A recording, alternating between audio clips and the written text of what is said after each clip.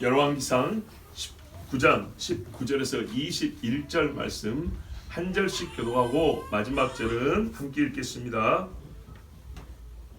엘리야가 거기서 떠나 사바스 아들 엘리사를 만나니 그가 12겨릿소를 앞세우고 밭을 가는데 자기는 12째 겨릿소와 함께 있더라.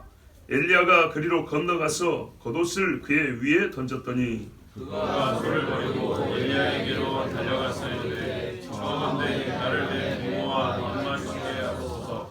그리한 후에 그가 당신을 따르리이다. 엘리야가 그에게 이르되 돌아가라. 내가 내게 어떻게 행하였느냐 하니라. 엘리사가 그를 떠나 돌아가서 한 겨릿소를 가져다가 잡고 소의 기구를 불사라 그 고기를 삶아 백성에게 주어 먹게 하고 일어나 엘리야를 따르며 수종 들었더라. 아멘. 엘리야가 세 사람을 찾아가서 기름을 부으라고 했는데 그 중에 엘리사를 먼저 찾아갔습니다. 하나님의 말씀의 순수하고는 거의 거꾸로죠. 그런데 하나님의 깊은 뜻이 어디에 있는 줄 알았기 때문에 이 백성을 살리는 데 먼저 쓰임받을 종을 세우는 것, 그 우선순위를 알고 엘리사를 찾아갔습니다. 근데요, 엘리사가 보니까 부자네요. 그렇죠? 12겨릿소를 몰고 밭을 간다 그랬습니다. 12겨릿소는 12쌍을 말하는 겁니다. 소 24마리로 밭을 가는 겁니다. 와, 하루에 소 한 마리가 1000평도 갈고도 남는데 2마리씩 이렇게 묶어서 해더라도 그러니까 12겨릿이잖아요. 와, 얼마나 이 대지주입니까? 대단한 집안이죠. 자고로 부자가 예수 잘 믿기 어렵습니다. 부자가 잘 믿으면 진짜 잘 믿는 거예요. 부자인데 저 사람 예수 잘 믿는다. 우리 양심적으로 이런 말 나오잖아요. 그 사람 굉장히 잘 믿는 거예요. 왜냐하면 부유하면 예수 믿기 어렵게 만들거든요. 자, 그런데 부자인 것만이 아니라 사람이 어떤 사람인가 봤더니 스스로 농사를 져요. 이 정도면 자기는 농사 안 지어도 되는 부잣집 아들 아닙니까? 그런데 본인이 농사를 지어요. 사람이 됨됨이를 알겠죠? 예, 이게 사역하는데도 굉장히 중요합니다. 자, 부자지만 일하는 사람입니다. 이 사람은 엘리야가 밭 갈고 있는 엘리사를 가까이 다가가서 보니까 12번째 겨릿소에 이제 밭을 갈고 있는데 다른 사람들이 이제 가고 본인이 맨 마지막 이제 소를 몰고 이렇게 가는 거예요. 그러니까 같은 데를 계속 가는 것이 아니고 날라 이렇게 서 있으면 말이죠. 12번째 있었다는 얘기죠. 그런데 어떻게 되냐면 겉옷을 그 위에 던졌다 그랬어요. 던졌다는 말은 아주 근접하 이렇게 옆에 있지는 않았지만 어느 정도 거리가 있다는 얘기지만 그렇다고 아주 멀리 있다는 얘기도 아니에요. 돌멩이 던지는 것도 아니고 그렇죠. 보통 사람이 겉옷을 몇 미터나 던질 수 있겠어요? 한 4, 5미터 갑니다. 그죠? 여러분 그 외투 한번 생각해 보세요. 이런 마이라도 과연 이걸 몇 미터나 던질 수 있겠어요? 그런다고 똘똘 말아 던지는 것도 아니고 그냥 이렇게 벗어서 이렇게 훅 던지는 건데 잘하면 어깨 위에 올라갈 것이고 아니면 그 옆에 떨어질 겁니다. 하여튼간에 몇 미터 근접거리까지 갔습니다. 그런데 뒤에 보면 엘리사가 엘리야인 줄 알아보고 굉장히 반갑게 달려가죠. 눈치를 못 챘다는 얘기입니다. 가까이 오는데 눈치를 못 챘다는 얘기고 일하는데 열중하고 있었는데 엘리야가 조심조심 가가지고 근처에 갔을 때 겉옷을 딱 그 위에 던졌습니다. 자, 겉옷을 던졌다는 게 무슨 말일까요? 이게 이제 핵심이죠. 오늘 말씀에. 적어도 겉옷을 던지니까 엘리사는 엘리야를 쫓기로 결심을 했습니다. 따라오란 말은 안 했지만 겉옷이 던져지자 말 뜻을 알아먹었습니다. 그러므로 이 겉옷의 의미는 우리가 문화적 배경을 굳이 따져보지 않아도 사건의 맥락에서 바로 알 수 있습니다. 아, 유대인들에게 있어서 이스라엘 사람들에 있어서 겉옷을 던지니까 아무 말도 안 했는데도 따라간다. 이거는 부름의 표시구나. 나의 뒤를 이어서 승계하는 사람으로 부름의 표시구나 하는 것을 대번에 알 수 있죠. 예. 자, 그런데 재밌는 게 있어요. 이게 왜 부름의 표시, 나의 승계자이냐 하는 것은 후에 엘리사가 엘리야에게 요구한 것에서도 알 수 있습니다. 그렇죠? 뭘 요구했어요? 권능의 갑절을 요구합니다. 그랬죠. 권능의 갑절을 요구하는데 땅에 떨어진 게 뭐 있어요? 겉옷. 그렇죠. 엘리야의 겉옷이 떨어졌어요. 그게 표였어요. 그리고 그 겉옷을 가지고 물을 요단강을 치면서 엘리야의 하나님은 어디 있나이까 하니까는 두 번째 요단강이 갈라졌어요. 첫 번째는 언제입니까? 이스라엘 백성이 그렇죠. 가나안 들어올 때 갈라지고 그 다음에 엘리사 때 두 번째 갈라졌어요. 와 대단하죠. 그게 바로 겉옷입니다. 즉 겉옷은 권능의 상징입니다. 지위를 나타내죠. 그러니까는 선지자에 있어서 겉옷이라는 것은 하나님께 받은 권위와 권세를 상징하는 거예요. 그래서 이 겉옷을 던졌다는 말은 엘리야가 자기 거를 던졌잖아요. 요게 니께로 간다 이 말입니다. 엘리사는 그 말을 알아먹고 그냥 단순 승계가 아니라 그냥 나를 선지자, 이것도 훌륭하고 감사하지만 엘리야의 뒤를 이을 선지자로 불렀다는 거예요. 엘리야의 옷이 왔으니까 이걸 알고요 그냥 쫓아왔어요. 거기에 권능이 담겨 있기 때문에 그걸 표하는 거기 때문에. 그런데 여러분 부른다고 다 갑니까? 아니죠. 엘리사가 평시에 뜨거웠던 사람인 걸 알 수 있어요. 겉옷만 던진다고 어떤 신앙이 생기는가요? 아니죠. 이 사람은 바알에게 무릎 꿇지 않은 사람인 거예요. 뜨거움이 있는 사람. 자 보십시오. 생판 모르는 사람 같아서 목사 됩시다 하면 됩니까? 예수부터 믿어야 목사 될 거 아닙니까? 근데 이 사람에게 말하면 선교사 됩시다 하니까 그냥 왔다 이 말입니다. 그 말은요 믿음이 있는 사람이라는 얘기죠. 이 땅의 영혼들에 대해서 깊은 슬픔과 탄식이 있는 사람이라는 얘기죠. 그런 사람이니까 겉을 던지니까 두루마리 놓고 따라온 거죠.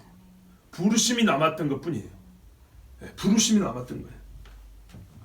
자 민수기 27장에 보면 이런 사건이 있어요. 하나님이 모세에게 말합니다. 회중들을 모으고 뭐 하냐면 여호수아에게 안수하라 그럽니다. 안수하는 게 무슨 말이냐면 잘 보세요. 너의 존귀를 그에게 주라 이렇게 말했어요. 하나님께서 모세에게 주신 존귀가 있지 않습니까? 백성에 맞는 존경도 있고 위엄도 있고 권위도 있죠. 이것을 여호수아에게 그대로 넘겨주라 했어요. 잘 보세요. 하나님은 친히 여호수아에게 권능을 줄 수 있어요. 그런데 하나님은 보이는 방식을 또 취했어요. 모세로 하여금 여호수아에게 안수하기 위해서 백성들 보는 앞에서 뭘 줬어요? 그에게 존귀를 줬어요. 우리 교회에서 말입니다. 투표했으니까 된 거 아니냐? 아니죠. 예식 절차가 필요한 겁니다. 그래서 어떻게 해요? 안수할 때 존귀를 더하는 거예요. 존귀를. 다 의미가 있어요. 자, 이래서 겉옷이 던져지니까 농사 짓다가 밭 갈다가 이게 뭔가 하고 쳐다보니까 딱 보니까 너무 유명한 사람이 서 있죠. 알았어요. 그리고 겉옷이 있는 걸 알고 대번에 어쨌다는 거예요. 뛰어갔다 그랬어요. 겉옷은 아마 쥐어가지고 뛰어갔겠죠. 자기가 입는 건 나중이지만 이게 분명히 자기게 될 것이지만 지금은 가져다 주는 겁니다. 예. 그래서 엘리야한테 뛰어갔는데 자 그러면 이게 이제 무슨 말인가 보세요. 뛰어가서 그 부르심에 응했다는 말은 엘리야처럼 앞으로 살겠다는 얘기잖아요. 그러니까 엘리사가 믿음이 있는 사람이라는 얘기입니다. 믿음이 없었다면 모른 척하고 제가 그냥 옷만 주고 왔겠죠. 이 모습이 말입니다. 마치 시편 110편 3절의 말씀의 한 부분, 한 성취를 본 것 같아요. 뭐냐면 주의 권능의 날에 거룩한 옷을 입은 주의 청년들이 즐거이 헌신하니. 엘리사가 마치 이 거룩한 옷을 사모하여 즐거이 헌신하기를 자기 농사와 손을 다 버리고 나오는 이 모습. 여기서 우리는 그 말씀에 아주 작지만은 하나의 성취를 봅니다. 자, 이래가지고 보세요. 소를 버리고 20절에 엘리야에게로 달려갔습니다. 그리고 질문하지 않습니다. 이게 무슨 말입니까? 왜 옷을 던졌습니까? 안 물어보고 딱 이렇게 청합니다. 나를 내 부모와 입맞추게 하소서. 그리한 후에 내가 당신을 따르리이다. 시간 벌라는 얘기가 아니죠. 그렇죠? 마치 예수님의 제자들이 예수님이 오라니까 그냥 뛰어간 것처럼 그렇게 가겠다는 건데 다만 부모에게 인사만 하고 오겠다는 거예요. 인사만. 그런데 누가복음에 보면 이런 청년 안 있었죠? 죽은 자를 장례하러 가야 된다고 하면서 근데 예수님이 보기에 뭐랬어요? 그 사람은 속이 벌써 안 따라오려고 핑계대는 사람이죠. 예. 근데 엘리사는 그랬던 게 아니고 진짜로 마지막 인사하고 오려고 했던 겁니다. 그래서 엘리야가 엘리사를 보내는데 돌아가라, 내가 너에게 어떻게 행하였느냐 이랬죠. 이 말은 내가 너한테 뭐 아무 말도 안 했는데 너 왜 그러냐, 그런 식 대답이 아니에요. 예, 허용의 대답이에요. 히브리식 표현으로 그래, 내가 막지 않을 테니 갔다 와라 이 말입니다. 자, 여기서 우리가 중요한 건 뭐냐, 엘리야가 엘리사의 성정을 진작에 다 뚫어보고 있었어요. 그렇죠? 애기 데리고 나와도 괜찮아요. 나와서 막 조금 소리 지르는 건 설교에 방해 안 됩니다. 자, 이 중요한 건 뭐냐면 엘리사가 억지로 엘리사를 끌어당기지 않았다는 겁니다. 불렀어요. 부르자 어떻게 했습니까? 엘리사가 자유롭게 따라왔죠. 자원하네요. 거기에 대하여 또 뭐라 했어요? 엘리야가 다른 말을 하지 않습니다. 부모님에게 인사하고 오겠습니다 하니까 그렇게 하라 그랬어요. 하나님의 부르심은 분명히 효과가 있습니다. 엘리사가 옵니다. 그러지만 보세요. 엘리사는 멍한 상태로 오지 아니하고 자기가 누구를 따라가는지, 어떤 부르심을 받았는지, 앞으로의 삶이 어떻게 될지를 다 압니다. 알고 따라옵니다. 여러분, 우리 하나님이요, 잘 보세요. 자유의지를 줬어요. 이거 믿으시죠? 우리 인간이 어떤 존재인가를 생각할 때 대전제로서, 인간이 대전제로서 필요한 게 자유의지가 그중에 하나입니다. 하나님이 이해할 때 우리가 반드시 먼저 인정할 것은 신이다, 영원하다는 걸 인정하는 것처럼 사람을 이해할 때도 하나님이 형상이면서 하나님이 자유의지를 주셨다는 거예요. 이 자유의지는요, 만들어서 없어질 때까지, 죽을 때까지 안 없어집니다. 어느 때는 자유의지가 죽어가지고 마비 상태로 있는 그런 시간은 없습니다. 정전되는 그런 시기가 없다고요. 모든 순간순간마다 자유의지가 하나님의 영에 의해서 어떻게 인도는 받지만요, 이게 꺼지는 시간은 없어요. 그래서 이렇게 부를 때 엘리사가 자원하여 기뻐서 오지 결코 엘리야가 묶어서 데려가지 않습니다. 엘리야가 이제 좀 기다려줍니다. 보니까 소 한 마리 잡고 오지 않습니까? 자, 이게 참 중요한데 엘리사가 따라오겠다고 분명히 말했습니다. 이제부터는요, 엘리사도 이스라엘의 공공의 적이 되어야 됩니다. 가만 보면 지금이 어느 때보다 선지자 되기 힘든 때입니다. 선지자가 되는 것이 아니라 선지자로 사는 게 힘든 때입니다. 꼭 해도 하필 이 타이밍에 왜 선지자 되려 하냐, 그런 거 있죠. 예. 막으려고 하는 게 아니라 좀 기다렸다가 시대가 좀 좋아지면 하면 좋잖아, 이런 표현들 우리가 가끔 어른들이 하는 말이죠. 자식들 생각해서. 그래요. 최악의 조건에서 이 길을 걷기 시작합니다. 엘리사가 그걸 모를까요? 바알에게 무릎 꿇지 않은 자가 7,000명밖에 없는데 그 희소성 가운데 얼마나 믿음 지키기 어려웠겠습니까? 그런데 여기서 왜 하필이면 엘리야를 따라다니는 선지자가 되려 한다는 거예요. 그럼 엘리야 죽을 때 같이 죽는 겁니다. 다윗과 함께한 자들 그랬잖아요. 그죠? 나와 함께 나를 찾는 자가 니를 찾는 자니까 내가 살았으면 너도 살고 내가 죽으면 니도 죽고, 아비아달 제사할 때 그랬단 말이죠. 자, 이 어려운 시기에 엘리야의 뒤를 잇는 정말 엘리야 같은 선지자로 부르심을 받은 것을 엘리사는 기뻐했습니다. 이제 최고로 고생을 많이 해야 되는데 그 모든 고생보다는 선지자의 삶을 기뻐했습니다. 로마서 말씀이 이미 보이죠. 우리가 잠시 당하는 환난에 경한 것이 장차 입을 영광의 중한 것보다 작다, 비교할 수가 없다. 엘리야도 기뻤겠죠. 언제 이런 사람 만나봤습니까? 엘리야가 사역을 시작하고 처음 본 사람입니다. 현재 생활이 보니까 너무 편하고 좋은 사람이에요. 안락해요. 풍요로운 사람이에요. 하나님이 왜 불러도 꼭 이런 애한테 불렀을까? 봐보세요. 먹을 것도 없는 거지를 말해줬으면 내가 걔를 밥이라도 먹여준다 생각하고 데려가면 좀 덜 미안하잖아요. 오히려 내가 책임진다는 생각도 있잖아요. 근데 이 집에는요, 소가 24마리가 밭을 가는데 쓰일 정도면 어마어마한 부자인데 내가 갖고 가봐야 같이 둘이 메뚜기나 꼭 먹어야 돼요. 야, 그리고요, 앞으로 누구랑 싸워야 됩니까? 원래대로면 아합의 집이라고 해야 되는데 이세벨이 워낙 세니까 이세벨 가와 싸워야 됩니다. 이세벨 가와. 그런데 이세벨하고 맞서겠다고 군사된다 하니까는 자원병 모집하듯이 온 거예요 지금. 이러니 얼마나 참 엘리사가 믿음이 좋은 사람인가 보십시오. 그래서 이 사람에게도요, 이사야가 기록한 선지자들, 여호와의 종이라 불려지는 사람들이 하는 말이 있어요. 이제 자격이 주어졌습니다. 그 말이 뭐냐면, 섬들아 내게 들으라, 먼 곳 백성들아 귀를 기울이라. 여호와께서 태에서부터 나를 부르셨고 내 어머니의 복중에서부터 내 이름을 기억하셨으며 내 입을 날카로운 칼같이 만드시고 나를 그의 손그늘에 숨기시며 나를 갈고 닦은 화살로 만드사 그의 화살통에 감추시고 내게 이르시되 너는 나의 종이요 내 영광을 네 속에 나타낼 이스라엘이라 하셨느니라. 아멘. 그러나 나는 말하기를, 자 이렇게 하나님이 병기로 쓰는데 너무 힘들죠 이 시대는. 그래서 선지자가 힘드니까 이렇게 말해요. 내가 헛되이 수고하였으며 무익하게 공연히 내 힘을 다하였다 하였도다.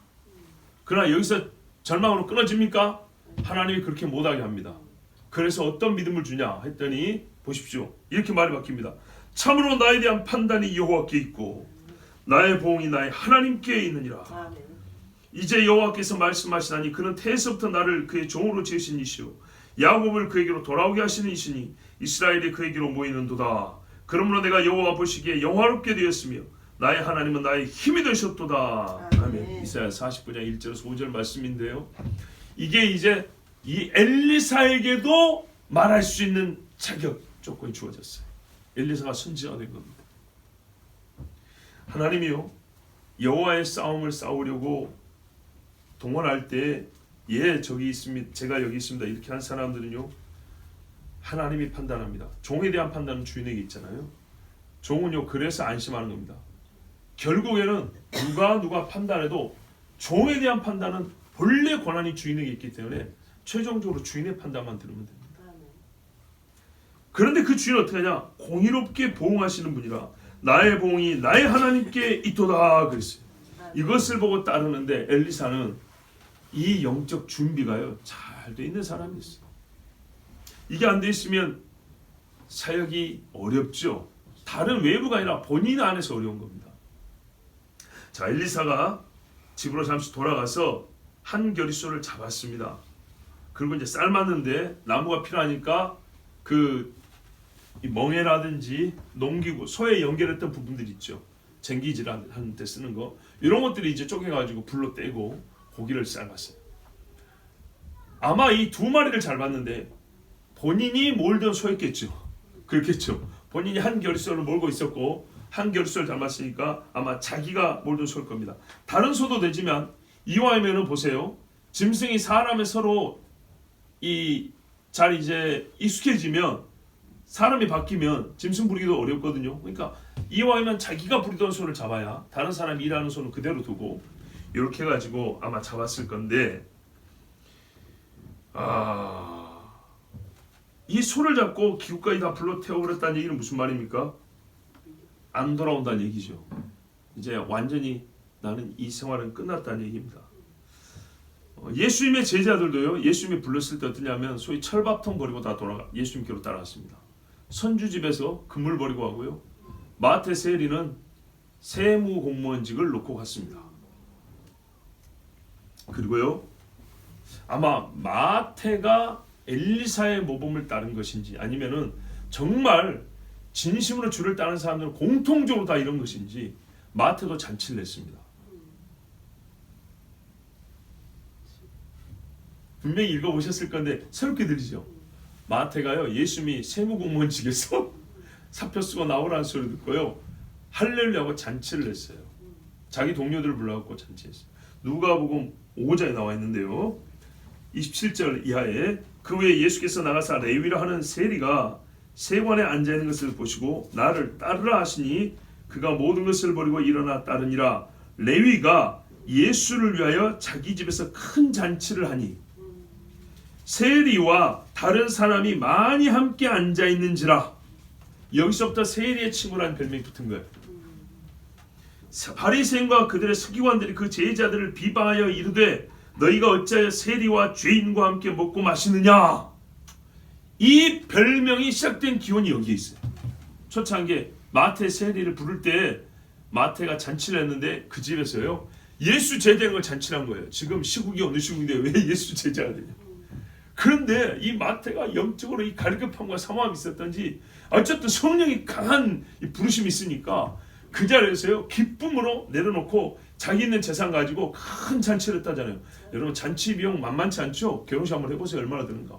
그래가지고 자기 동료들 다 모아놨어요. 그럼 동료들 중에 딴소리 하는 사람도 있겠죠. 왜 굳이 예수를 따라가려고 그러냐. 그래서 뭐 별소리 다 했겠죠. 그런데 아무 소리 안 들었어요. 그냥 너는 먹고 가라. 내가 그동안에 동료를 생각해서 오늘 식사 대접 한번 제대로 할 테니까 잘 먹고 가라면서 큰 잔치를 했어요. 그랬더니 옆에 있던 바리새인과 서기관들이 비방을 했는데 그러니까 예수님이 뭐냐면 야 병든 자에게 의사가 쓸 데 있지? 요 이야기했어요. 그리고 새 포도주는 새 부대에 있죠? 요 이야기가 이 맥락에서 나온 이야기예요. 그런데요 여기서 중요한 게 이거죠. 마태 세례는요 예수님의 제자가 되는 첫 시간부터 이렇게 비방을 듣고 시작을 했다는 거예요. 지금 밥 먹는 자리에서 지금 이 소리를 하고 있는 거예요. 그러니까는 보세요. 아 예수님을 따르면 앞으로 이렇게 밥을 먹어야 되는 거구나. 이런 식으로 고통을 당하고 살아야 되는 거구나. 사람이 비방 듣는 건 정말 어렵지 않습니까? 근데 그거를 부름받은 지금 한 10년쯤 사역한 것도 아니고 이제 시작 첫 걸음 떼려는 이때에 핍박이라는 걸 경험하고 시작을 했어요. 그러면 여기서 취소해도 되잖아요. 아직 반품해도 되잖아요. 하루도 안 갔으니까. 그런데요 마태가 안 돌아갑니다. 이게 진국들이에요. 부르심을 받은 순간부터 어떤 고난을 겪어야 되는지 마태는 몸소 체험하고 시작을 했어요. 제자의 삶을. 그러나 예수 따름을 취소하지 않았어요.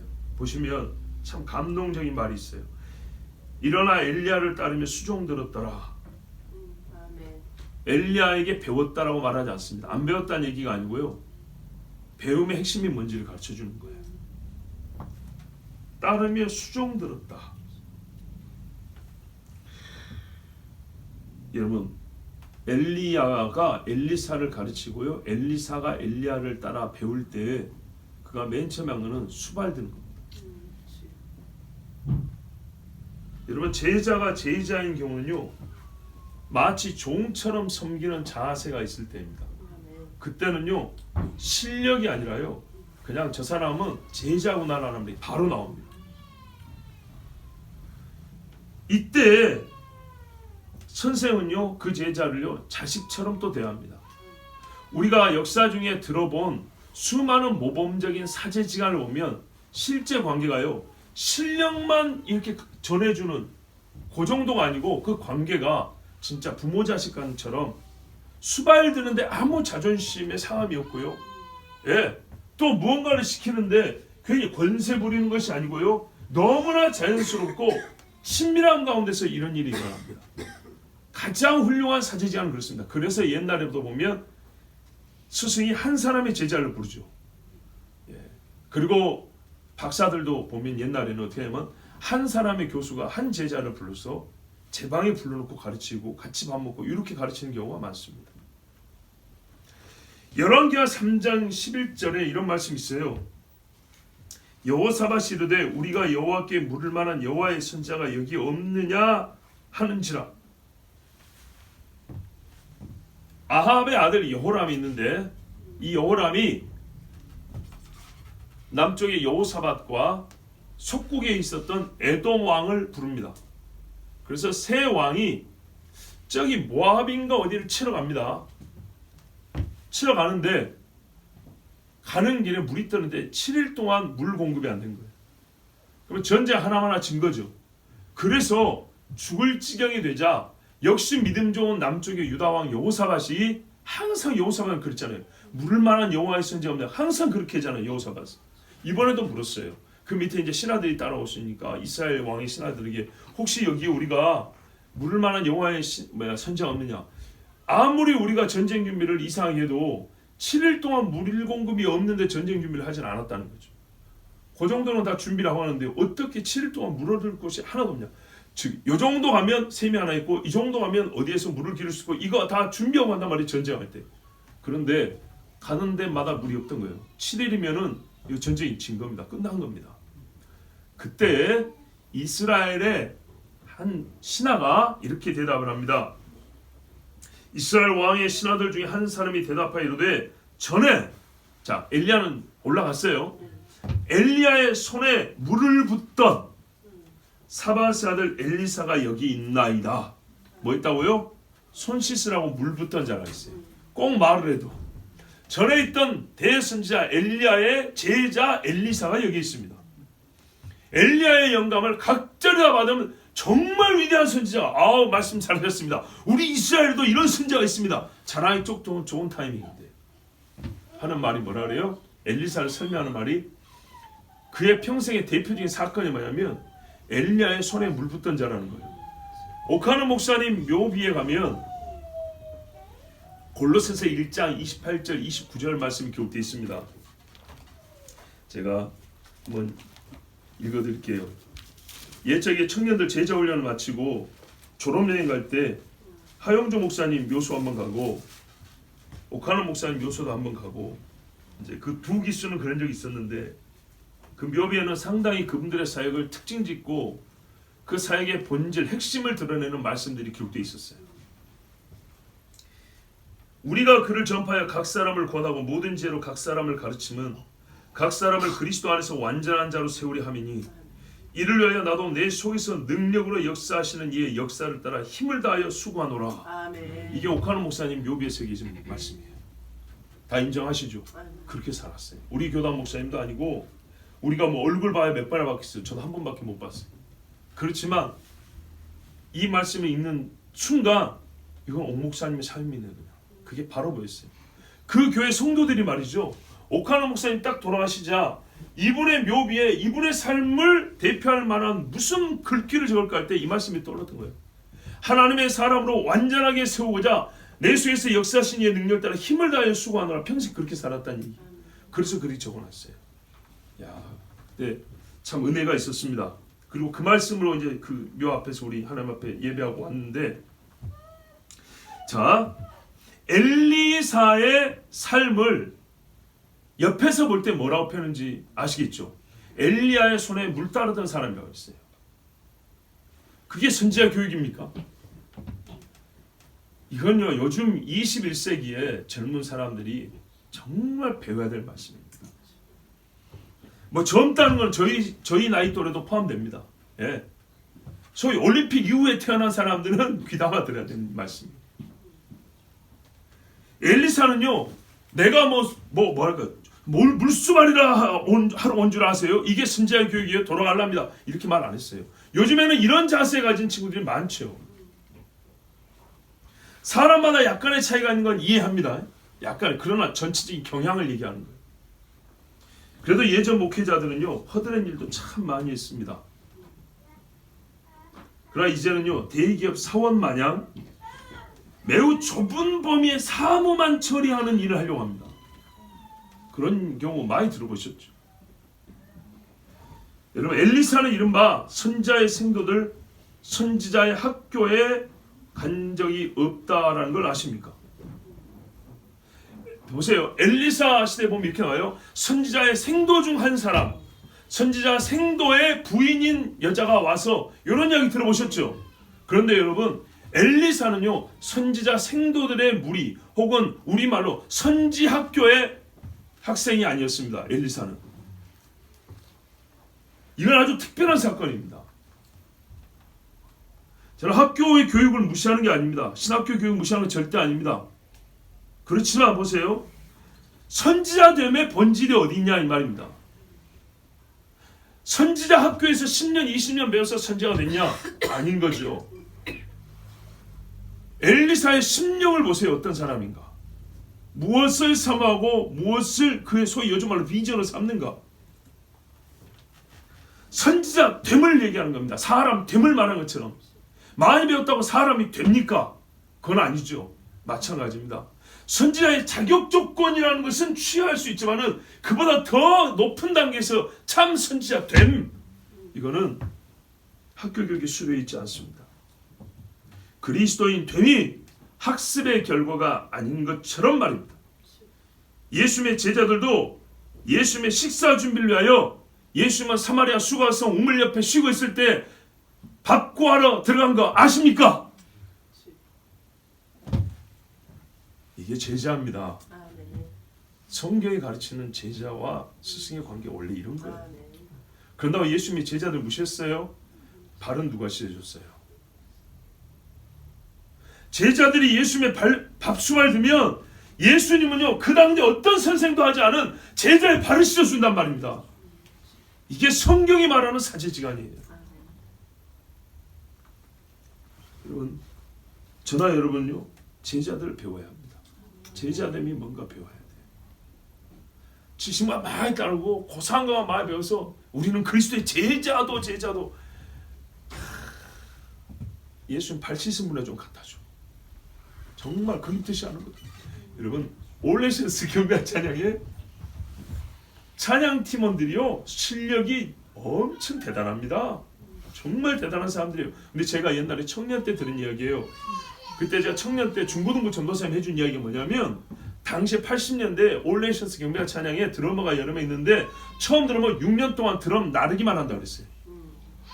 연습은 딴 데라고 본 무대에서 반주를 못해요. 6년 동안 드럼통만 날라가 설치하는 거 많은 거예요.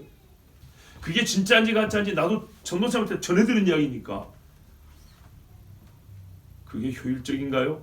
효율성은 떨어질 수도 있어요. 6년 동안 그런 일만 시키는 거 전문가를. 그러나 여러분, 우리가 자세는 배워야 됩니다. 네. 능력이 출중한 제사장이라도 율법을요 우리 할아버지보다 내가 더 잘 알아. 내가 손재주도 더 좋아.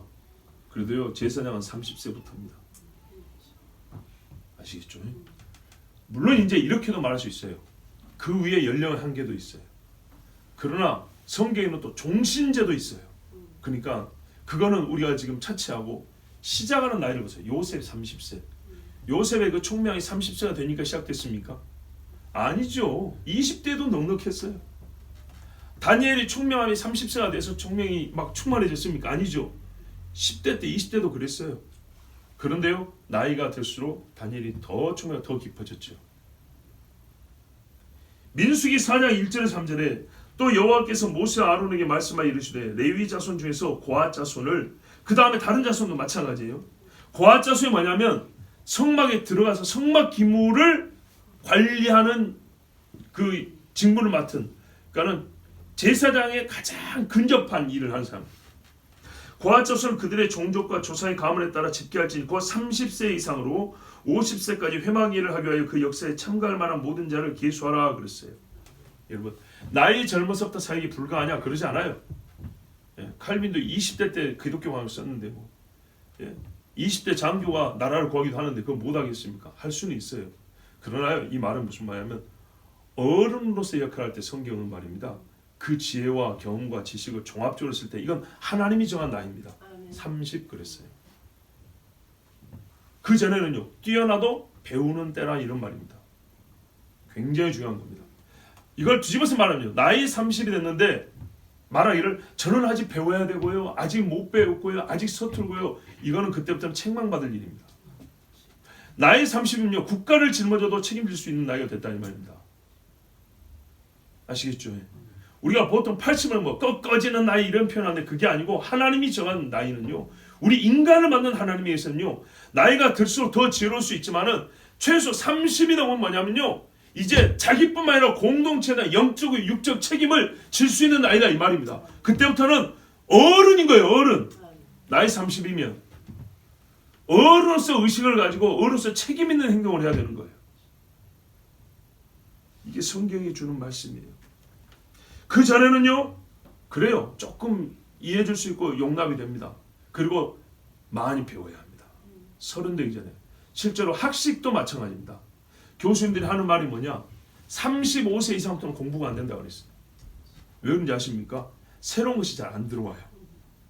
기존에 갖고 있는 것을 가지고 더 깊게는 알 수 있는데 새로운 지식을 습득하는 것이 35세에 넘으면 안 되는 거예요.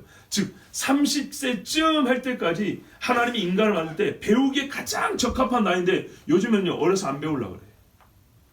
이게 얼마나 자기 자신을 망치는 거고 사람이 사람 때문에 부족함을 가지고 어른의 삶을 살게 되는지 모릅니다.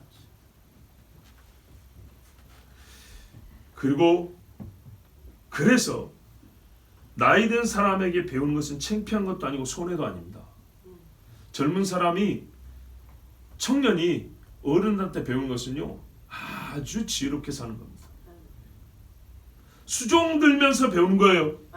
배운다고 해서 책상 머리에서 배우는 게 아니에요. 물도 떠다 드리고 의자가 더러우면 좀 닦아 드리고 이러면서 배우는 거예요.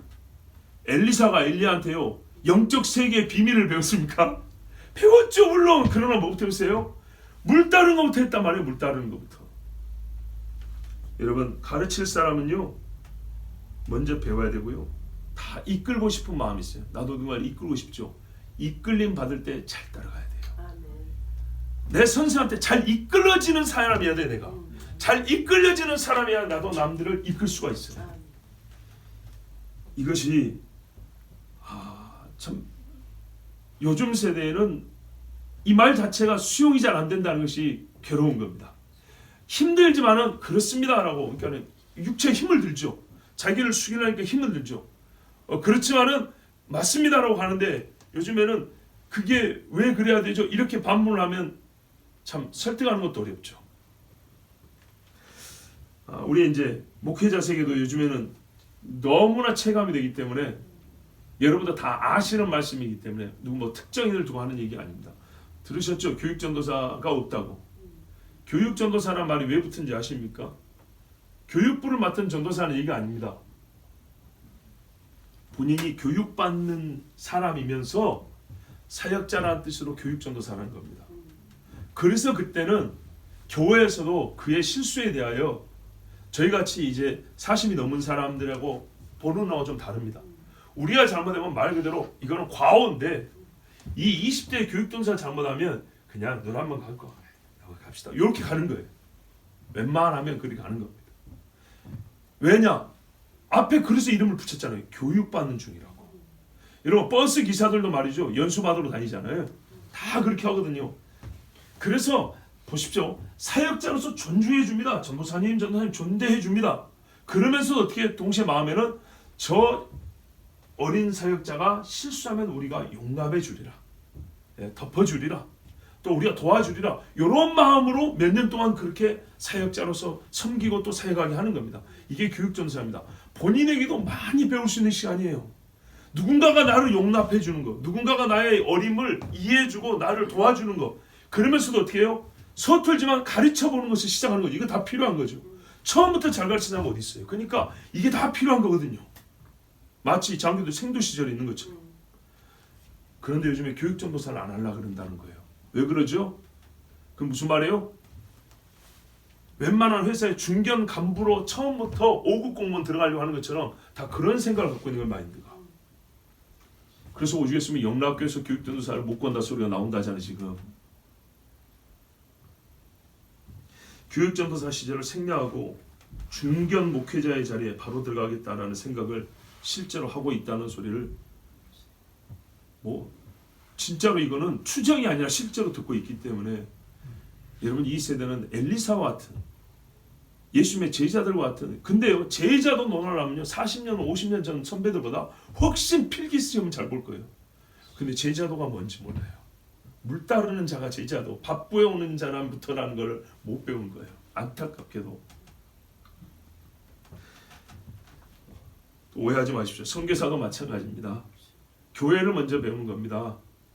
예수를 먼저 믿는 겁니다. 친구 따라 집회 한번 갔는데 거기서 대선교사의 간증을 듣고 은혜를 엄청 받았어요. 그 다음부터 헌신하겠습니다 하고 외국에 서너 번 갔다 왔어요. 예배 시간에는 교회를 섬기는 것과 성도를 보는 눈은 그래서 선교주의자가 되면 안 되는 거예요. 은사주의자, 율법주의자, 선교주의자 그거밖에 모르는 거예요. 기초가 약하죠. 그 외에는요 없어요. 모든 면에 다 완벽할 수는 없지만 최소한 모든 면에 배우려고 하고 덕이 있어야 되는데 그거 하나밖에 없는 거예요. 그래서 우리 교회에서 그래요. 교회를 알고 예배와 성도들을 섬김에서부터 선교사로 가고 싶냐? 주방에서 쟁반부터 하나 나르라는 얘기입니다. 여러분, 제가 우리 교회 선교사들한테 그렇게 가르친 거 알고 계시죠? 예. 주방에서 김장 담글 때 와서 같이 물어도 하나 썰어라.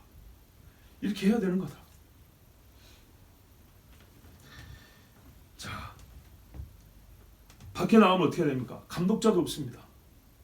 나의 부푼 원대한 선교사에게 비전만 있습니다. 그렇게 되는 거 아닙니다. 왜냐하면 또 예수님의 제자를 세워야 되는데 성경대로 해야 되지 않겠습니까? 그래요. 단도직입적으로 말하면요, 주의 종들은 오늘 본문처럼 이렇게 부르심을 받고요, 엘리사처럼 응하면 돼요. 예수님의 제자들이 어떻게 해요? 다 엘리사처럼 예수님을 따랐어요. 실제로 그렇거든요. 진짜 제자들은 다 이렇더라고요. 두고 보면 그래요. 자, 여러분, 본문 말씀은요, 사실은 간단하게 보이는 사건을 길지도 않게 짧게 기록했습니다.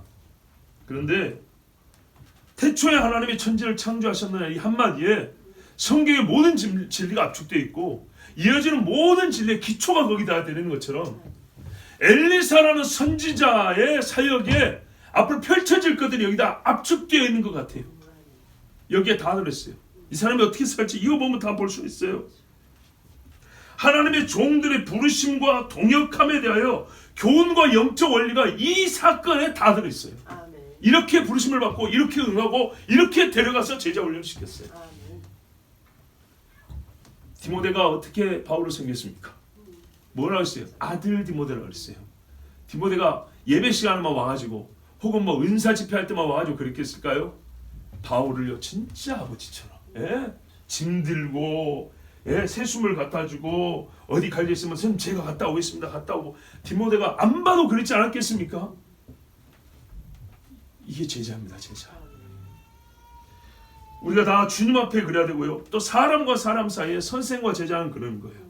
우리 청년들이 저한테 배웠으면 저한테 그러고요, 우리 중고등부 애들이 선생님한테 배울 때는 선생님한테 그렇게 해야 되는 거예요. 선생님 예배 전에 딱 와서 보면 알잖아요. 우리 선생님 찬양인도 할 줄 아는데 가만히 있어갖고 선생님이 급하게 밥 먹고 와서 보면대 챙기고 뭐 칠판 지우고 이러면 안 되는 거예요. 학생들이 먼저 예배 준비 딱 해놓고 야 선생님 오신다 조용히 자리에 앉아 이래야 되는 거야. 정 알겠지? 알겠어? 고개 끄덕. 예. 그래요. 이렇게 하는 겁니다. 자, 여러분, 오늘 예수님을 따르는 것이 무엇인지, 제자로서 따르는 것이 무엇인지 구약 신앙인에서 우리가 모범을 배웠습니다. 하나님이 모든 사람을요 이렇게 어두운 가운데서도 부르시고요, 평온 중에도 부르시고요, 넉넉한 자도 부르시고 가난한 자도 부르시고 정말 하나님의 주권적으로 부르십니다. 그 부르심은 실패가 없습니다. 때에 맞게 부르십니다. 그때는 하나님이 정하신 것이니 내가 바꿉시다 할 수 없습니다. 응하는 것이 제자입니다. 그리고 응하되 어떻게 해요? 수종되는 것부터 시작하라 그랬습니다. 하나님이 엘리사에게 그래서 안 가르쳐 줬습니까? 그를 별 볼 일 없게 썼습니까? 전혀 그러지 않습니다. 마지막에 어떻게 했어요? 이스라엘 왕이 이스라엘의 병거와 마병이여 내 아버지여 그랬습니다. 표현하자면 엘리야는 아버지라 소리를 엘리사만큼 못 들어봤습니다. 그런데 엘리사는요 아버지 소리를 참 많이 들었습니다. 아들처럼 제자의 삶을 시작하고 아버지로 존귀 여김을 받으면서 엘리사는 생을 마쳤습니다. 하나님께서 부르신 대로 응하시고 정말 성경적으로 제자의 삶을 사십시오. 우리 함께 기도하겠습니다. 하나님 아버지, 오늘도 우리에게 말씀 주셔서 감사합니다. 심히 부족하고 어리지만은 또한 아버지께서 우리를 이 세대에 맞게 부르시고 쓰심을 감사합니다. 주께서 부르실 때 우리가 응하게 하옵소서.